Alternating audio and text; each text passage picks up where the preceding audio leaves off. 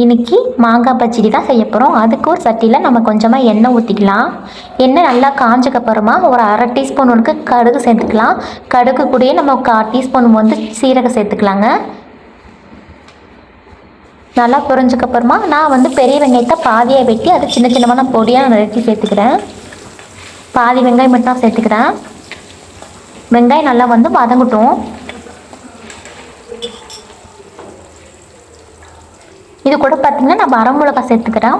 ஒரு 3 வரமிளகாய் எடுத்து கிள்ளி நான் போட்டு சேர்த்துக்கிறேன். இதையும் நல்லா வதக்கி விட்டுடலாம். நான் ஒரு மாங்காவில் பாதி மாங்காய் தான் மாங்காய் பச்சடி செய்கிறேன். அதனால தான் நான் எல்லாமே கம்மியாக நான் சேர்த்துக்கிறேன்.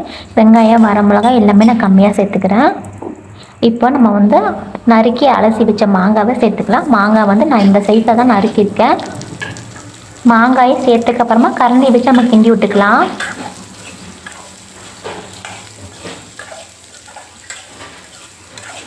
இப்போ கொஞ்சமாக நம்ம 1/4 டீஸ்பூன் அளவுக்கு உப்பு சேர்த்துக்கலாம் ஒரு டேஸ்ட்டுக்கு.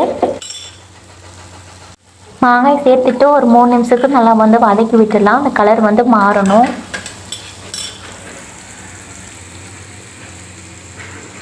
மாங்காயில் இப்போ கலர் கொஞ்சம் சேஞ்ச் ஆகிருக்கு. இப்போ நம்ம வெல்லத்தை எடுத்து கொட்டிக்கலாம்.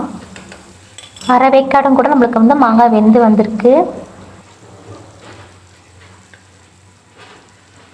வெல்லத்தை சேர்த்துக்கப்புறமா நம்ம கொஞ்சமாக தண்ணி ஊற்றிக்கலாம். மாங்காய் வேகிறதுக்காக தண்ணி ஊற்றினக்கப்புறமா கிண்டி விட்டு நம்ம மூடி போட்டு ஒரு 10 நிமிஷத்தில் விட்டுடலாம்.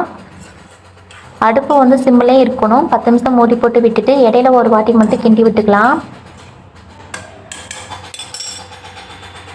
இப்போது 10 நிமிஷத்துக்கு அப்புறம் பாருங்கள், மாங்காய் பச்சடி நம்மளுக்கு ரெடி ஆயிடுச்சு. இது ரசம் சாப்பாடு சாம்பாருக்கு ரொம்பவே சூப்பராக இருக்கும். கண்டிப்பாக இந்த மாதிரி ட்ரை பண்ணி பாருங்கள். ரொம்பவும் ஈஸியாகவே இருக்கும், டேஸ்டியாகவும் இருக்கும். இந்த வீடியோ உங்களுக்கு பிடிச்சிருந்தா லைக் பண்ணுங்கள். நம்ம சேனலை மறக்காமல் சப்ஸ்கிரைப் பண்ணுங்கள். தேங்க்யூ, பாய்.